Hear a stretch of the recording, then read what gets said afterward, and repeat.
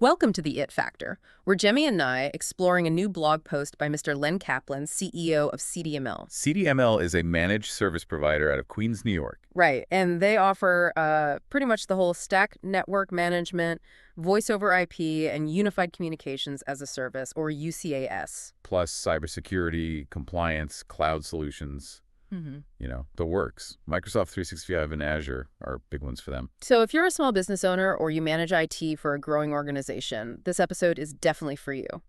We are doing a deep dive into Mr. Kaplan's piece, Why MFA and Governance Aren't Optional in 2026. And that title, it really should be a wake-up call. The article starts with 2 major security incidents, and what's terrifying is how simple they were. Simple how? Neither one needed some, super advanced hacking or a zero-day exploit. They both worked because basic controls were missing where leadership just assumed they were covered. The quiet failure of assumptions. It's a powerful phrase. It feels like that's where the real damage happens. It is. Okay, so before we get into the breakdowns, let's just quickly define our terms. We're talking MFA and governance. MFA is multi-factor authentication. It just means you need more than a password to log in. You need a second thing, usually a code from your phone. It's probably the single most important control you can have. Then governance. Governance is the framework, the rules, the policies, and this is the crucial part, the accountability. It answers who is responsible for what. So our mission here is to really show why thinking of MFA as just a feature or governance as some document you write once is a huge mistake. A dangerous one. Let's start with that first failure Mr. Kaplan identifies, the MFA coverage crisis. I think most organizations feel pretty good here. They turn on MFA for Microsoft 365, maybe for their main login system, and they check the box. Job done. Right. But the reality is that our identity environments are fragmented. It's a patchwork, and attackers know it. They're not trying to break down the front door. No, why would they? They're looking for the one unlocked window. The article talks about this huge cloud credential theft campaign.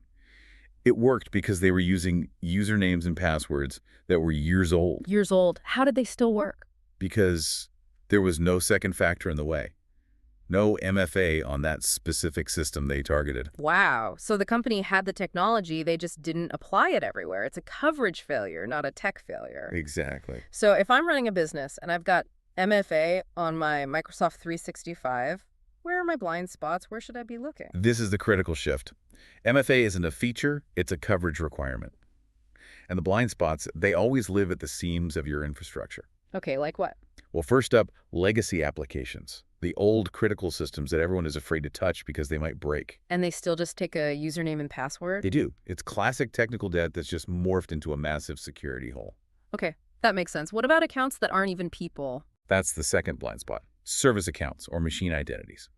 The accounts that run your automated integrations. They often have high-level access and no human watching them. So if an attacker gets one of those credentials? They have silent, persistent access, and nobody gets a push notification on their phone because there is no phone. Right. And then you have the big entry points into the network itself. That's number 3. Things like your VPNs, your firewalls, your remote access portals. Companies often manage these separately from their main identity system. So your email might be locked down tight, but the admin portal for your firewall Might just need a single password, and if they get that, they can just turn off the defenses. they on the front door. And the 4th point is basically the cloud version of that. Cloud consoles and third-party SaaS admin portals. Your main login for AWS or Azure? Or for your payroll system or your CRM. If an attacker gets into that with just a password, they have the keys to the kingdom. And the final one from the article is a bit more hidden. Yeah, it's the 5th point, APIs. The application programming interfaces that let systems talk to each other. You set one up years ago, it uses a simple key, and then everyone just forgets about it. But it's still running. It's still running, and it's a perfect target for attackers just trying old, stolen credentials to see what works. So the big takeaway for 2026 isn't just turn on MFA. It's MFA has to be everywhere. It's a complete shift in mindset. It has to be treated as a coverage requirement. Every single path in, for a human or a machine, has to be mapped and enforced. What about that old system that just can't support it? You can't just ignore it. No, and that's the new rule. If a system can't support MFA, that becomes a formal business risk decision. It has to be signed off on by leadership, not just left as a footnote in an IT report. That idea of accountability, of ownership, that leads us right into the second incident from the article. It does. This one was an Illinois state agency. They accidentally exposed sensitive data online. For years, this wasn't a hack, it was an internal problem. And this is what's so insidious about it. This agency, you have to assume they have policies, they have compliance rules up to their eyeballs. So how does this happen? How does it? It starts innocently enough. Yeah. The data was put into some mapping tools for internal planning, a totally legitimate use case. But then something drifted. Exactly. Over time, those tools got misconfigured. A setting was changed from internal to public, maybe during a system update, and nobody noticed. No alarms went off because ownership was totally unclear. So this is what Mr. Kaplan calls the failure of ownership. It wasn't a system breaking, it was accountability breaking. That's the core of it. Data governance fails because of drift and broken accountability. The one question nobody was asking was, where is this sensitive data allowed to live, and who makes sure it stays there?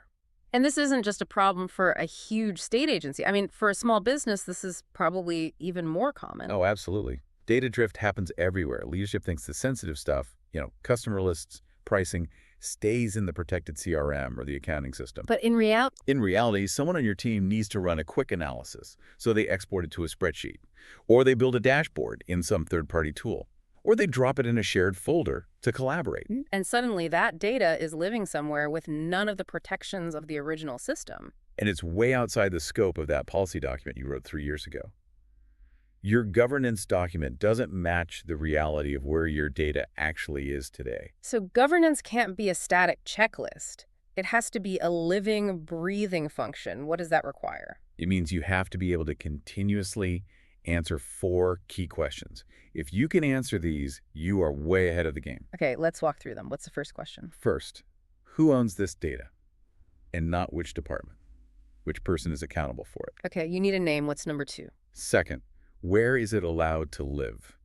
You have to define the safe zones. Is it only the CRM, or is a specific shared drive okay, but only if it's configured in a certain way? So define the boundaries. And then the third question must be about enforcement. You got it.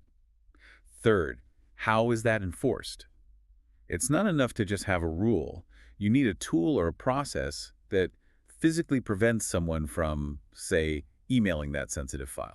And the last one acknowledges that things are always changing. That's the whole point. Yeah. The fourth question is, who reviews it over time?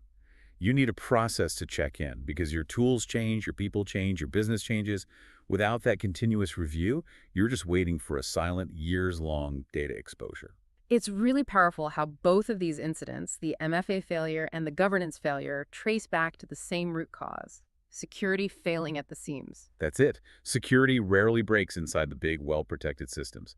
It breaks at the handoffs, between the new cloud service and the old legacy app, between your corporate network and a third-party tool, between the written policy and what people actually do every day to get their jobs done. Which means checking a compliance box is not the same as being protected. Not even close. Compliance proves you had a control at one point in time. Protection means you know the control is working everywhere, it's owned by someone, and it's being reviewed continuously. So the final lesson from the blog post is that most breaches aren't some work of genius. They're just one missing control in one overlooked place. Or data that just quietly drifted away.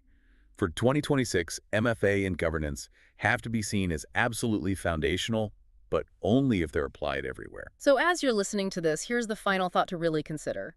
If you're not sure where your assumptions about your security end and where your actual exposure begins, well, that gap is exactly where your real risk lives. And if that thought makes you a little uncomfortable, you think you might need help finding those quiet failure points, Mr. Kaplan's firm, CDML, that's what they specialize in, looking past the obvious. Things like identifying those MFA blind spots, making sure your controls are consistent everywhere, reviewing how your sensitive data is actually flowing, and making sure your policies match what your team really does every day. If you liked this deep dive, please click that thumbs up button. It really helps us know what resonates with you. And remember, new blog posts with insights just like these come out every Tuesday and Thursday. We invite you to visit https.cdml.com and subscribe to our blog to keep getting these essential insights. Till next time.